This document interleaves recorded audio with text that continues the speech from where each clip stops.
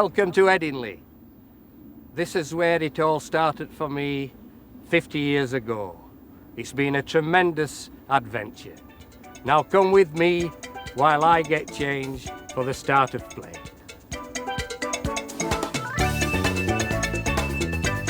Well, I'm ready, not to umpire, I'm going out to bat.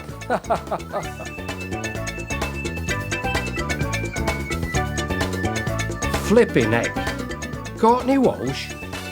I hope he's not going to try to get his own back for that time when I gave Mike Latherton not out. Oh, is he out? They claim it and they're oh so confident. Umpire Dickie Bird says no. Then there was the time when I had to warn Courtney for bowling bouncers at Mike. I wonder if it's too late for me to change my mind about this and go home.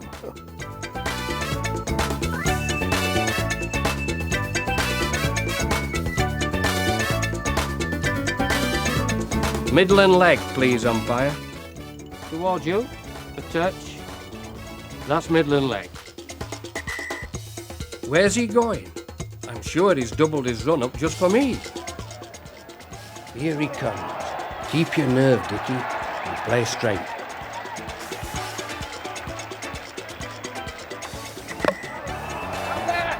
That's out. Bail is off. He's bowling. Dickie Bird can't believe it. Courtney, I could have done with this equipment when I was umpiring. It would have saved a few bruises. The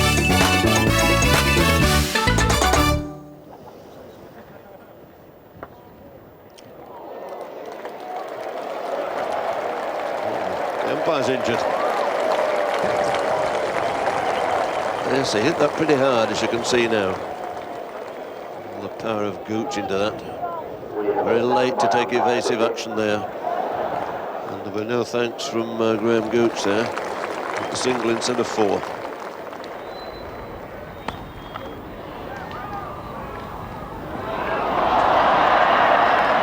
Not the normal accurate throw from the Pakistan fielders, and umpire Harold Bird is in trouble. Umpire Bird always makes a habit, if he thinks there's going to be a run out, of taking a stride or two forward. Well, he did, and then he went horizontal. Here we are, Dickie.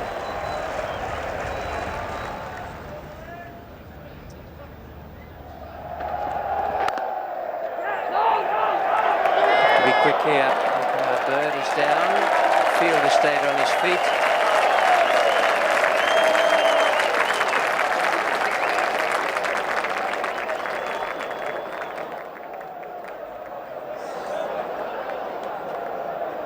Nothing worse than falling on your portable telephone. Can do yourself a terrible injury. This is what happened. Martin says no. Gough is trying to get back. And down goes Harold Bird. That is the sort of thing, catching you off balance like that can be quite dangerous.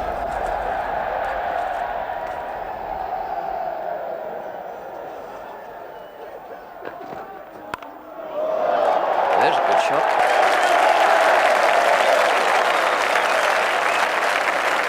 Bird is in so much pain he virtually only signalled a three.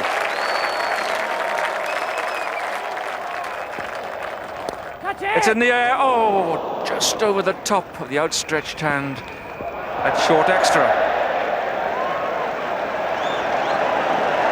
And guess who's been hurt now?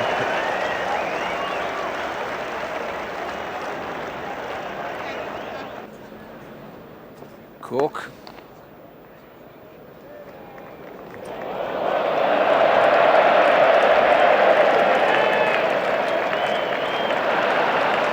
Dickie's acknowledged.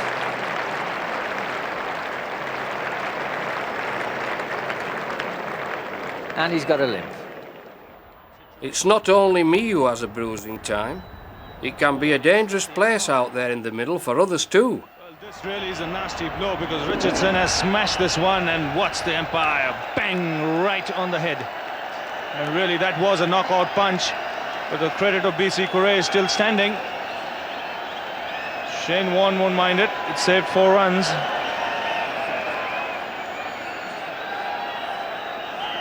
Well, he's got a grin on his face. And gives Rod Mars something to think about there.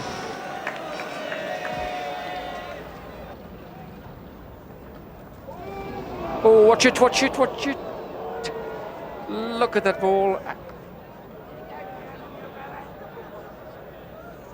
Wow, did the ball hit the stumps? Did the ball rest against the stumps? Graham Thorpe's in some discomfort there, and that's why he totally forgot the ball for that. Right, this is the one.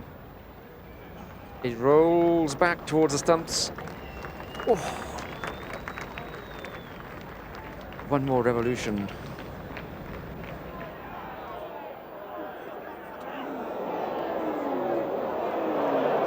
It's causing him a moment or two of pain.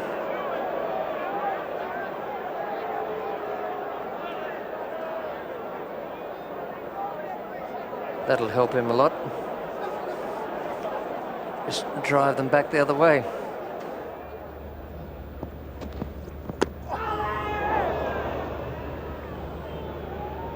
It has caused him a problem or two. I've been rained on, snowed on, I've been frozen to death. The weather can be a real pain in cricket.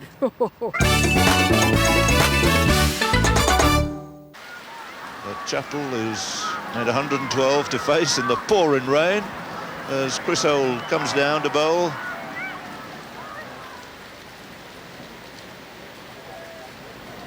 But I promise you, he's absolutely wet through. Umpire Harold Bird, he wants to get home tonight, doesn't want to come back tomorrow.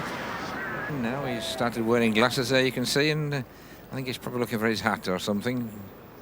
Yeah, just keep those spots of rain off the glasses. Can't afford to get a few blurs in front of the eyes, Dickie. That's better. Sun glinting on something. The door that's open should be shut. That's the one, that's the door. Seventh heaven to be able to sprint back to the umpiring position. Was shining on them. The players were inconvenienced there, and it eventually had to be covered up with black netting. Inside your box. Come shining inside your box. More and more problems for umpire Harold Bird, and Cyril Mitchley for that case, but it always seems the weight of the world is on umpire Dickie Bird and his shoulders. This was one of the most amazing matches I ever stood in. The 1972 Gillett Cup semi-final between Lancashire and Gloucestershire at Old Trafford. David Hughes won the match in 1 over. It's come down the wicket, I've no idea. Yes, I have. Yes, gone through extra cover for 4. It was nearly 9 o'clock, and so dark we needed miners' lamps to see. That swung away, could be 6. A tremendous blow by David Hughes. Right over long off for 6 runs. 4 and 6 coming off successive balls. Leaps and dances of delight by all the small boys in Manchester. They're on the field, they should get off fairly quickly because the light must get worse the longer they hold at play. So that brings the difference down to 15. Mortimer again. Challenge accepted, fine off drive. This won't find the boundary. Bissocks is there. They're coming back for the second.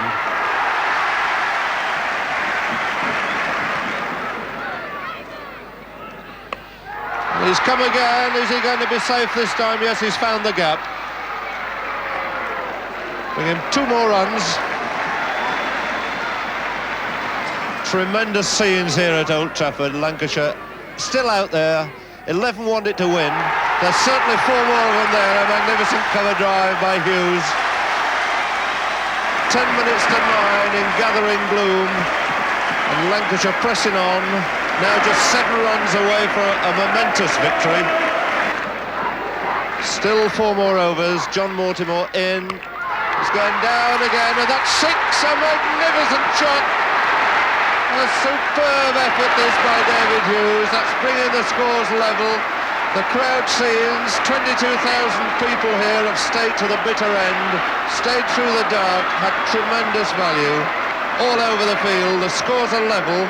24 came off that over. And David Hughes, a hero of the hour at Old Trafford.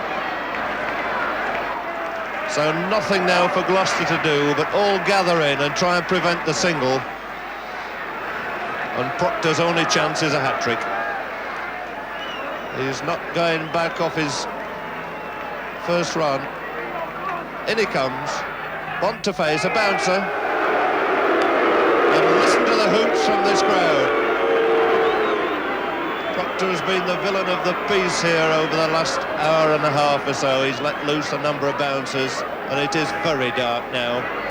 Lancashire all on their toes, one run wanted for victory to take them once again into the final at Lord's in September.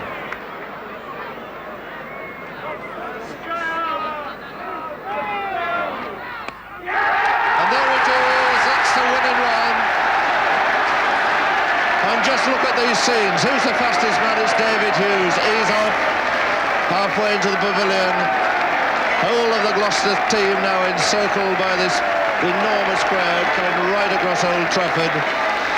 They're heralded in a victory by Lancashire. The man who made it possible, taking a single to win, was their skipper, Jackie Bond. This is the exact spot where the drains burst at Headingley. England v the West Indies. And we just got the test match started. Curtly Ambrose bowling from my end here, the football stand end at Headingley. And he'd bowl the first 4 deliveries to Gooch, who pushed them all back. And the 5th ball, I was down ready, waiting for Ambrose to come in to bowl the 5th ball of the first over of the test match. And I thought, where is he? Where is he? And I heard this voice say, Dickie, Mr. Dickie Bird, we have got a serious problem back here. Come back and have a look.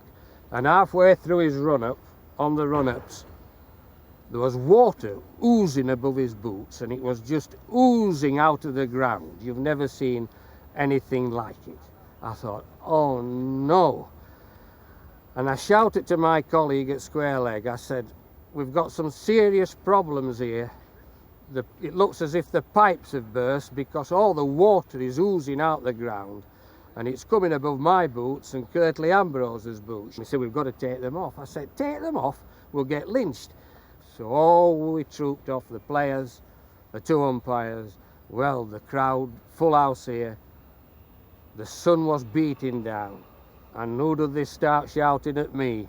You're here again, Bird. It's every time you come to Headingley, you're always bringing them off. It's not bad light. What is it this time? Sun's belting down. And I turned round to the crowds here at Headingley and I said, what you need out there is not an umpire, but a plumber. And of course the ground erupted. I can't help it if it's a burst pipe what's coming up, can I? Burst pipe, there's water coming up. It's not my fault, that. Welcome to my home. I've got some very special memories here. Memories that I shall treasure for the rest of my life. I shall miss the test match arena. I shall miss the crowds. The crowds to me were very, very special. Mind you, they caused some chaos when I stood in the first World Cup final in 1975, West Indies v Australia. Oh dear.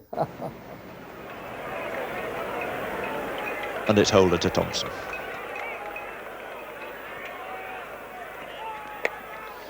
And that's it. He's told him to go back. The overthrow off a no ball again. Overcome the crowd. They think it's over. They didn't see the no ball signalled, and these 2 batsmen are still running, and it's absolute chaos out there. Nobody knows what's happened. They can keep on running. Lillee says, keep going. We can run 10 here. Everybody was in a state of confusion. My umpiring partner, Tom Spencer, asked me how many they'd run. I think it's got to be 4, because the spectators have picked the ball up. Our main concern was getting the total right. Tom signalled the Australian runs to the scorer. And when we finally got the pitch cleared, West Indies went on to clinch a great victory. But the pitch invasion in the World Cup final was nothing compared to what happened when Michael Holding clean-balled Tony Gregg. That was after the England captain had said how they were going to make the West Indies grovel. Oh dear, I bet he'd wished he'd never said it. When Greggy was bowled, I think every West Indian living in London came onto the pitch, and it got so out of hand we had to take the players off. And absolutely no reason for it at all. The umpires absolutely helpless out there. There's nothing they can do to keep this mob away. A couple of policemen have arrived out there on the scene, but they're too quite helpless against these people who just streamed over this wicket when Gregg lost his middle stump. And the umpire's coming off. Bill Alley and Adalbert said, well, that's up, we're going off. What I'll miss now that I'm retiring is the funny side of cricket. Just watch this. Pull shot. Evaded all the fielders, straight in the crowd, and there he is. Caught by the gentleman in the hospitality suite. It is Bob a job week, how to help. And there's the old streaker. Streaker on the field. And that's the first catch Rodney Marsh has made today.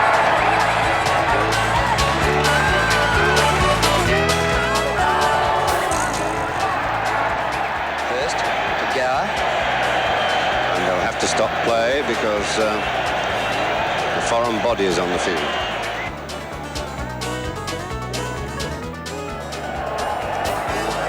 We're going to have a whole lot of play here for a few moments, I'm afraid.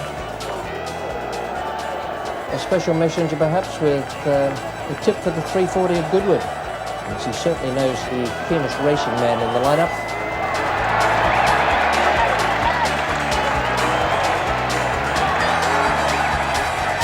Oh dear, oh dear. Dennis Lillee, to me, is the greatest fast bowler that I've ever seen. And it was a tremendous pleasure for me to stand in a test match when Dennis Lillee bowled from my end. He had everything. He had beautiful action. And not only was he a great fast bowler, he was a tremendous character. There was always something happened when Dennis bowled from my end, and I always remember in a test match at the Oval, England were playing Australia. Coming in here, just off a few paces.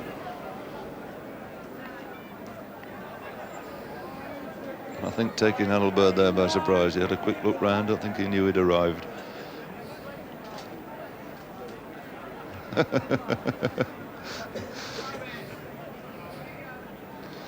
It's not the way to play cricket, he's saying. You mustn't do things like that.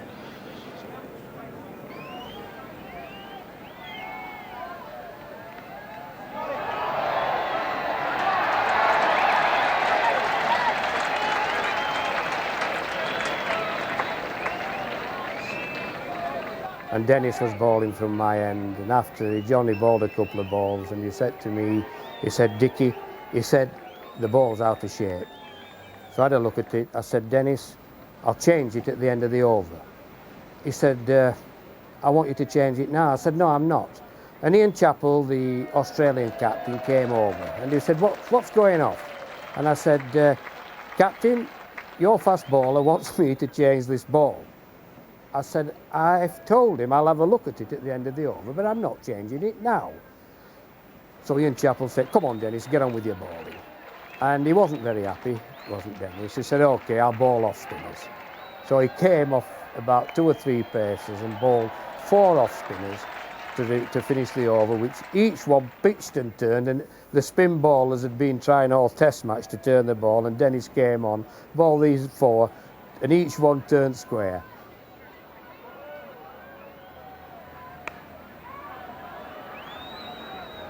And at the end of the over, I said, let's have a look at the ball, Dennis. I said, it's out of shape, we'll change it. Let's get on with the test match.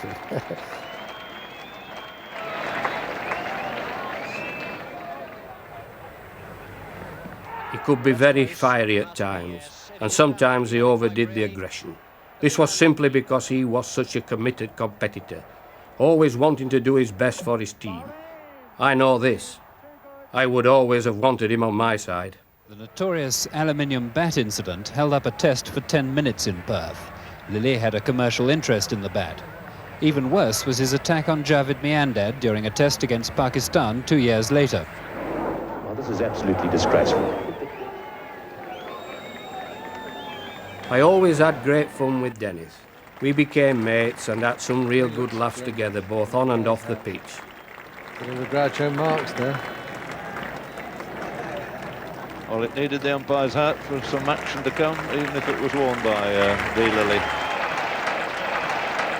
Merv Hughes, one of the great characters, tremendous character. I loved umpiring test matches between England and Australia, and in Australia when Merv were playing. There was always something happening. He always had some fun, always cracked a joke when he was bowling. I always remember he was bowling from my end to Grahamick, and his language wasn't very nice. And I said to him, I said, Merv, I want you to cut this language out, this bad language. I want you to be a nice boy. I want you to get on with your bowling and stop swearing at Mr. Ick. Mr. Ick has done you no harm whatsoever. He got the ball to bowl the next ball to Grahamick, and he walked past me, and he was still mumbling about it. Well, he can't play, this fella Rick, and he's no good and all. He's got to expect one or two, he can't play, and he's mumbling away as he walked past me. I said, Merv, I've asked you to be a good boy and get on with your bowling. He looked at me, did Merv Hughes, as he walked past me to bowl the next ball. He said, Dickie Bird, you're a legend, he said. Cricket is full of great characters, like my old umpiring chum David Constant and Yorkshire's Darren Gough. And answered beautifully in the negative by David Constant. Well, Darren Gough. Well, cricketing characters don't come funnier or more unpredictable than Derek Randall.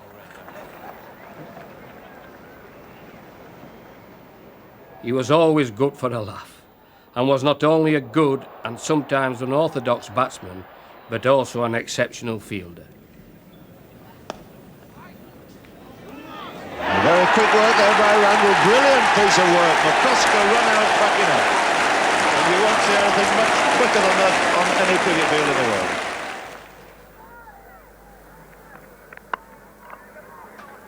And Malone pushed that. If it hits, it'll be close. And he's run him out. Superb bit of cricket there by Randall. He's even applauding himself. He's over the moon. He absolutely loves it.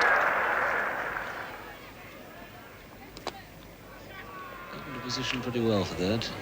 Quite time it. He's coming back for a second. And he's going to be out.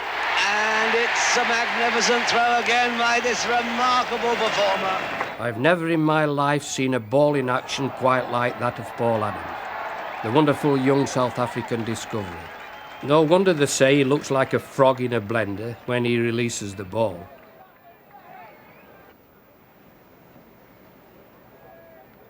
There have been wonderful commentators who've enriched our great game of cricket, such as John Arlott and Richie Benno. Another of my personal favourites was Brian Johnson. He brought so much pleasure into people's homes. He always cracked his jokes, he made people laugh. I mean, I remember Johnners when he always said that running backwards when I was running in to get into position for a run out, that I'd win a gold medal at the Olympic Games. He said over 50 yards running backwards, he's never seen anybody as quick. And of course, Johnners, he always came to see me every morning before a test match started. He always made sure he came into the umpire's room to have a word with the umpires. Now then, Dickie, how are you?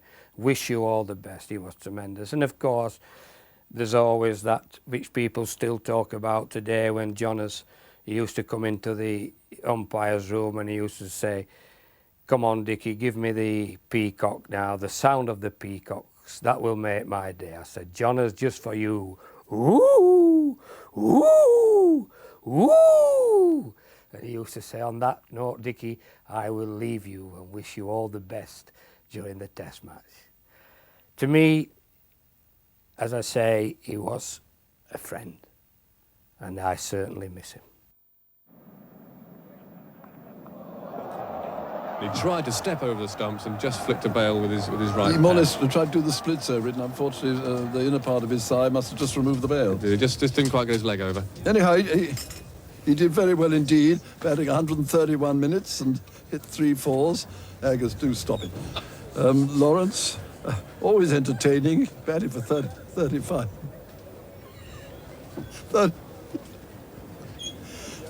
minutes, hit a 4 over the wicket-keepers. Aggers, for goodness sake, stop it. Hit a Yes, Lawrence played extremely well.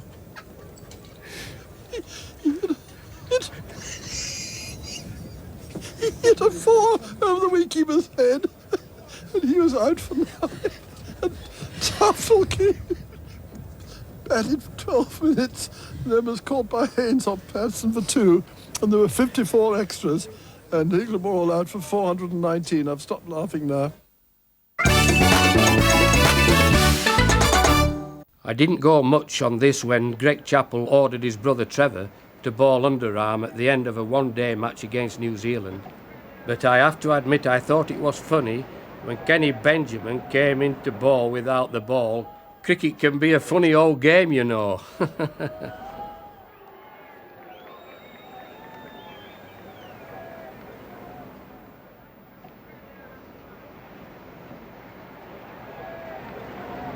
Is the ball dead or not? I don't know, Danny Morrison. I don't think Barry... Yes, he's just called dead ball. Oh, wow. Well, what happened there? What happened there? This was one for the record books, when I gave Graham Gooch out-handled ball. Out-handled the ball in tests. Endine, Russell Endine, Hilditch, Mohsin Khan and Desmond Haynes. A handy quartet of batters.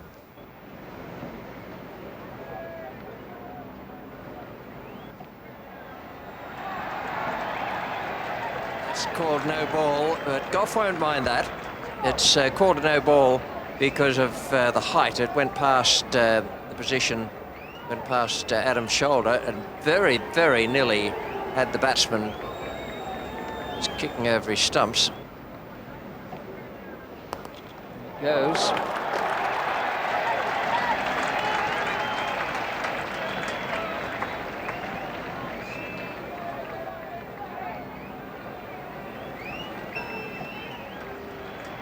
David Gower slipping and the keeper falling over the top of him. But all in good humour.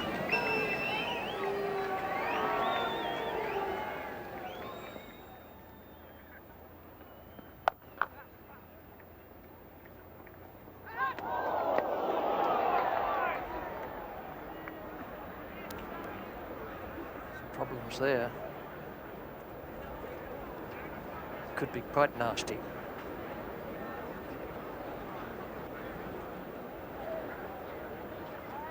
There's a tightish single here. Osler pushes him to the offside.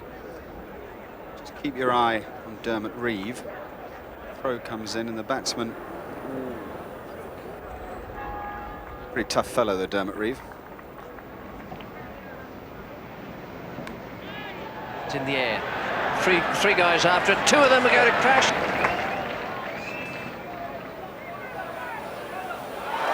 And he's gone. He's dropped it.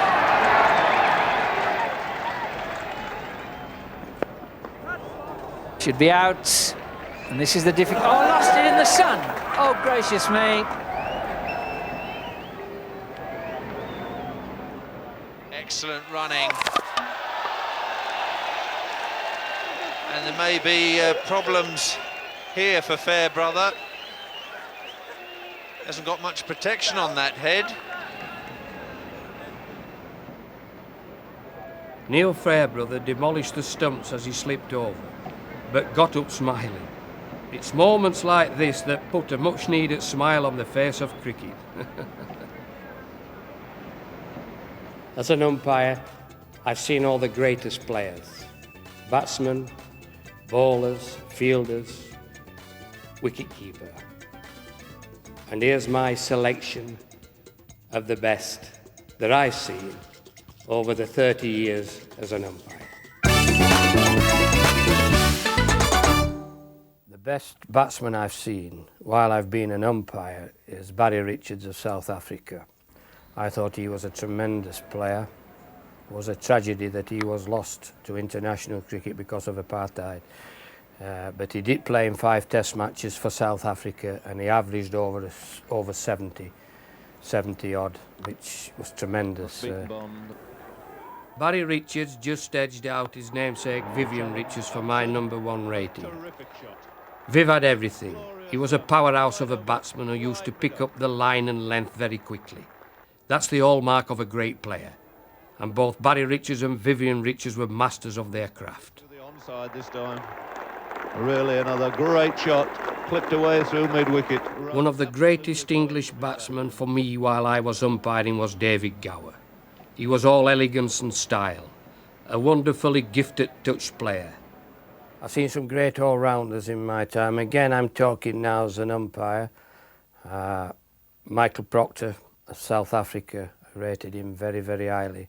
Imran Khan of Pakistan, Ian Botham of England, Kapil Dev of India, all tremendous all-round cricketers.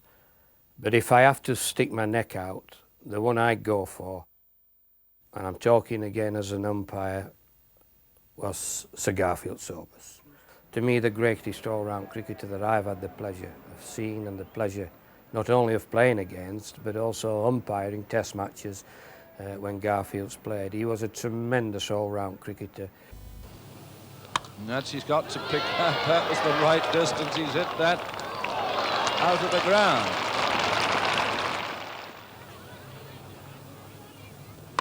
That's another one. Goodness gracious me, that peppered the top. You see the chap climbing up there to have a look over the wall. 52 in 29 minutes. That's another one up in the enclosure. 3 balls, 3 sixes, 58. What an incredible bit of hitting. Oh, he's got that shorter one. It's up again. There it is, bouncing on the concrete. 4 sixes in 4 balls. This makes him 64. 4 sixes. Wonder where Nash is going to bowl this one. And that will just carry. No, he's going to be out. Caught out. Oh, he's dropped it. He's over the boundary. 6 it is. 5 on the trot. Oh, this is incredible. Now, this is 6 on the trot's a world record. Been done before, but 70 on the board. And he's done it! He's done it! And my goodness, it's gone way down to Swansea. 6 on the trot. 36 in 1 over. My goodness gracious, what an over. He was 3 cricketers rolled into one. He was a great batsman. He was a tremendous opening bowler, left arm over with a new ball. He swung it both ways, beautiful action. And also he could bowl his slow nonsense stuff, Chinaman and Googles, and he bowled his slow orthodox spin, slow left arm. And also he was a tremendous fielder, close to the wicket. Great all-round cricketer. And on top of that, he was a gentleman. I played with one of the greatest fast bowlers the world's ever seen at Yorkshire, and that was Freddie Truman. He was a tremendous fast bowler. He had pace, and he swung the ball, he left the batsman, and he swung it late, away from the batsman, and it's the ball that leaves the batsman late that gets the great players out. Freddie was great, no doubt about it. But Australia's Dennis Lillee was without any question the greatest fast bowler I've ever seen. He was poetry in motion. He could swing the ball both ways and was quite lethal. For me, he's the top fast bowler in history. There have been a battery of tremendous West Indies fast bowlers, and my choice as #1 would be the deadly accurate Andy Roberts. Regarding spin bowling, I'm talking now as an umpire. I mean, I played against Jim Laker and Tony Locke and Johnny Wardle at Yorkshire as a player. They were very, very good spin bowlers. But as an umpire, if I had to pick one, it's a very difficult choice, this, because I'm coming down to 3 spin ballers as an umpire. I thought Derek Underwood of Kent and England was a tremendous slow left-arm bowler. If he had any help in the pitch at all, he was a match winner. He'd win test matches for you. Shane Warne of Australia, another great bowler of his type, leg spin, Google, top spinner, flipper. Tremendous bowler. And I always remember standing in the test match at Old Trafford, Australia v England, when Shane Warne bowled that ball of magic, a magic ball which pitched a good 18 inches outside of Gattin's leg stump, turned viciously and hit the top of the off stump. It was as he just played forward to it, and it beat his forward defensive shots and turned square and hit the top of the off stump. It was a magnificent delivery. I shall always remember that. A great bowler, Shane Warne. But if I had to pick one, the best I've seen, without a shadow of doubt in my book, was Abdul Qadir of Pakistan. Tremendous leg spin, googly bowler. He had everything, this fella. He had the leg spinner, the googly, the top spinner and the flipper. And he always bowled every delivery on an immaculate line and length. He never varied at all. Tremendous bowler. And to watch him bowl, I had so much pleasure stood there at the bowler's end when I was umpiring in test matches, watching this fella bowl. And if I have to pick one, that's who I go for. Yeah, regarding fielding, and one of the best pieces of fielding that I've ever seen, I'll always remember Viv Richards' fielding as a young man. He'd just come into the side, was the 1975 World Cup final. When his fielding alone, I think, played a tremendous part in winning the World Cup for the West Indies in 1975 in the mid-wicket regions and the cover point regions. He ran 4 Australian batsmen out by brilliant fielding. I shall always remember that, which stands out. And also I always remember at Lord's when the MCC World 11 played against the rest of the world in the bicentenary test match at Lord's. Roger Harper, the West Indian, was bowling from my end to Graham Gooch, who hit it back. I think it was a full toss. He hit it back straight, and it was like a tracer bullet. And Gooch thought it had gone through for 4, which I did as well, because I've never seen hit it so hard.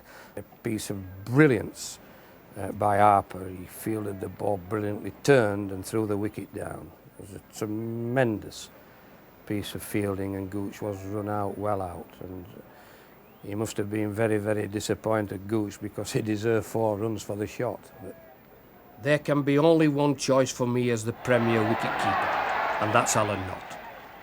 He had a beautiful pair of hands, and as well as his superb work behind the stumps, he was also a very useful batsman. Knotty was very athletic and full of enthusiasm, which used to help keep his teammates on their toes. He was a dream keeper to have in your side. Here I am at Lord's, my second home, the greatest test ground in the world. I have so many happy memories of umpiring here that I will treasure for the rest of my life. Lord's to me is the Mecca of cricket, but they were not always happy moments here, you know. I'll always remember the bomb scare here in 1973. I'll never forget that. Ladies and gentlemen, I have a very important announcement to make. I'm sorry to have to tell you we have received a BAM warning. I must ask you, therefore, to leave your seats, taking your personal... A BAM warning. If it had not been so serious, it would have been hilarious.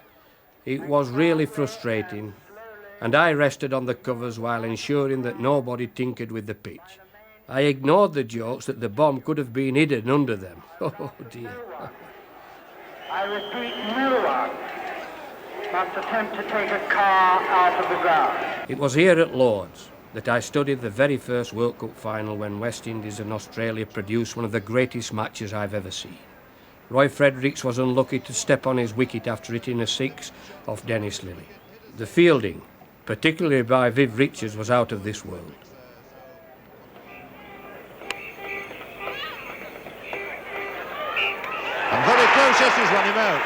So Clyde Loyne, come on. A throw there from Viv Richards, a delighted Viv Richards. Andy Roberts.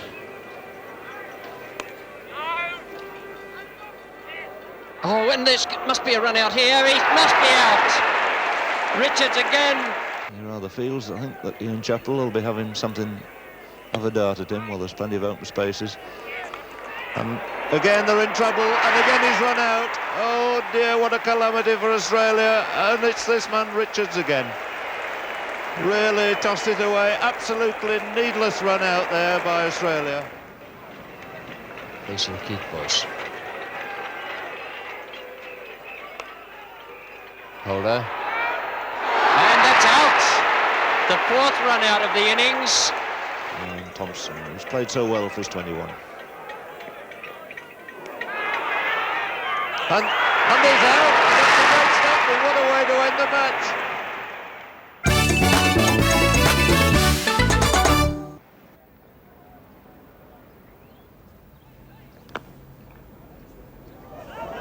Oh, he's in trouble here.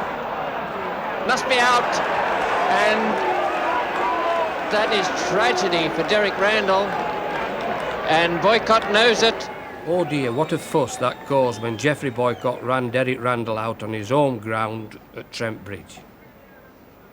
Dear old Geoffrey did the same thing to me when we were youngsters playing for Barnsley, so I know exactly how Randall must have felt. Oh dear, run-outs are always good for the excitement of the game, but not for the blood pressure of the batsmen and the umpires. 98. 99, will they go for the third? He's fallen, he's slipped down. Oh, tragedy, tragedy.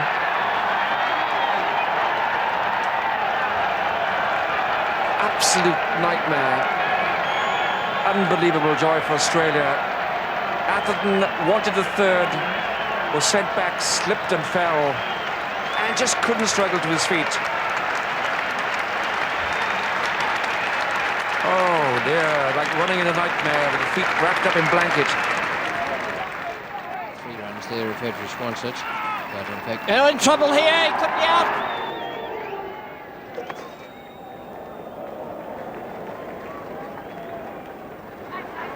And change of mind there from Alan Lamb, and a good piece of work. Stephen Waugh's throw right next to the stumps, and the double breakthrough for Australia. Third man, Foster was slow to move. They're coming. Got the close. He's out, yes. Good return. I thought Waugh had it covered. He doesn't want to go, but he's judged run out by umpire Dick French.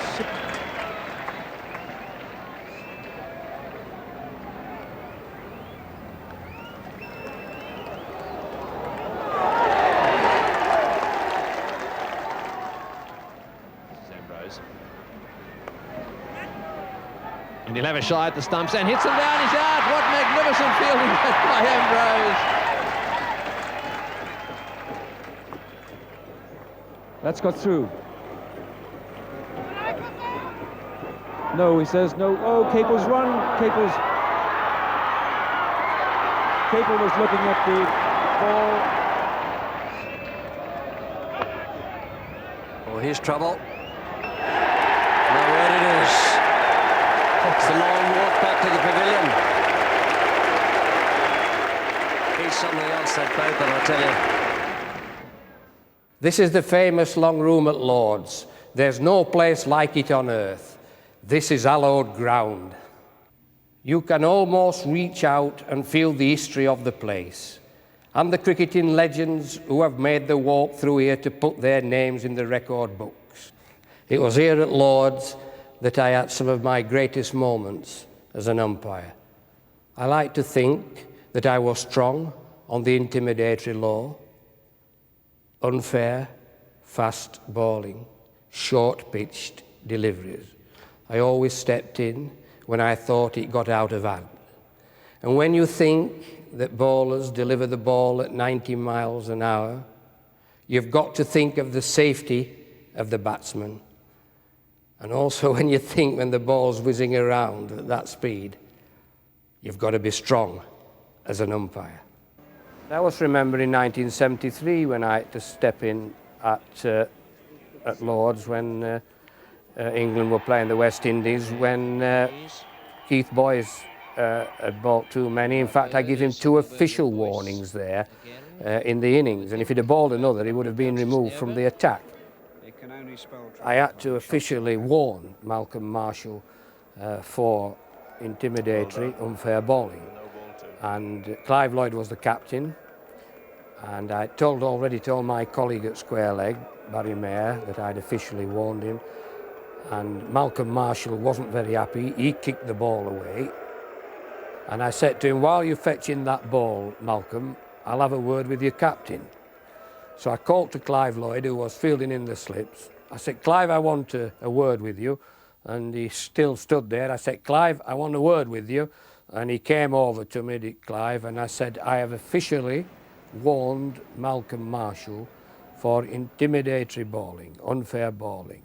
And Clive Lloyd looked at me and said, Dickie, he said, you must be joking, man.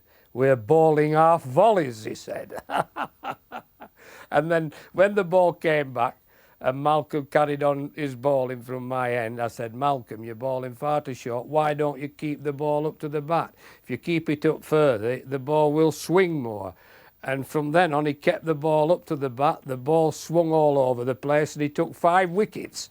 And as we walked off, the innings had finished, the England innings had finished, and as we walked off, Malcolm Marshall put his arm round me. He said, thanks for that advice, Dickie. It got quite heated when Essex played Glamorgan in this one-day match, and a couple of players had to be disciplined.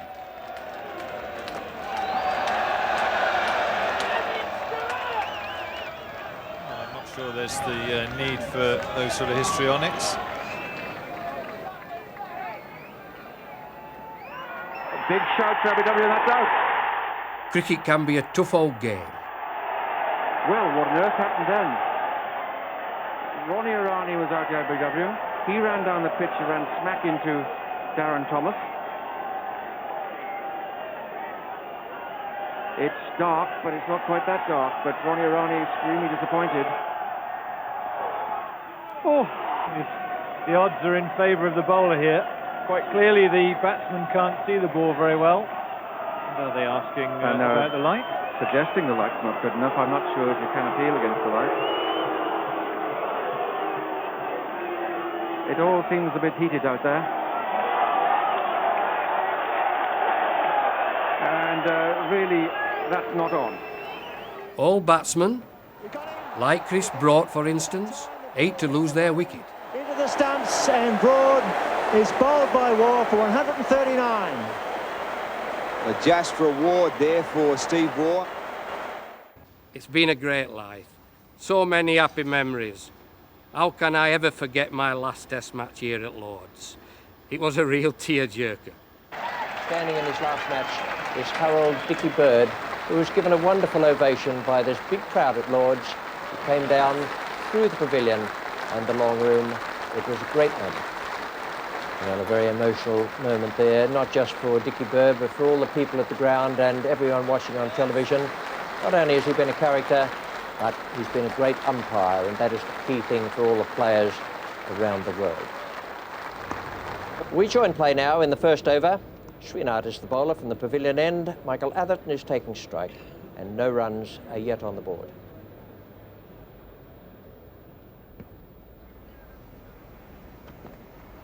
Even with tears still in my eyes, it was obvious that Mike Atherton was plumb LBW here in the first over of my last Test match.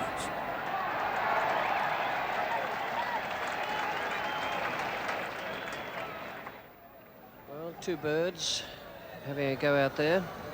Hey, I've got some great memories. And we're okay now, just needed the white hat.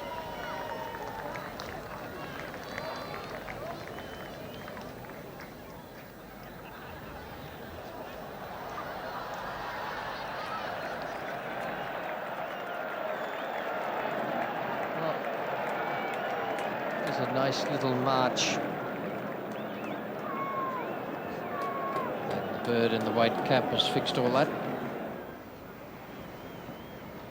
Must have Burt took advantage of that break to sort himself out.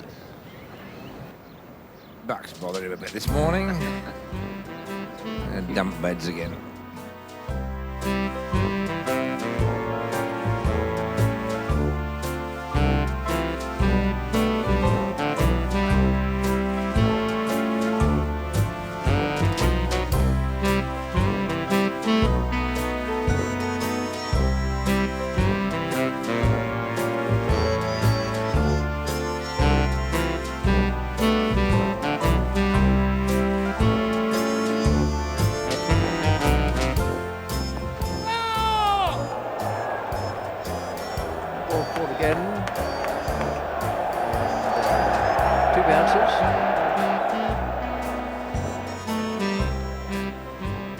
Looks all right to me, he says. What do you think? Looks all right to me. Yes, give it them back. New ball is due. Does Harold Bird have it?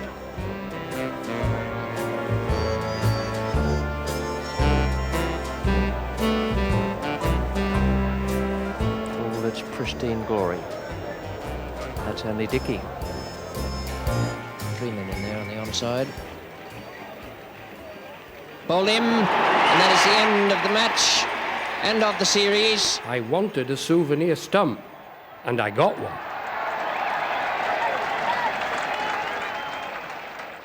That's it. Over.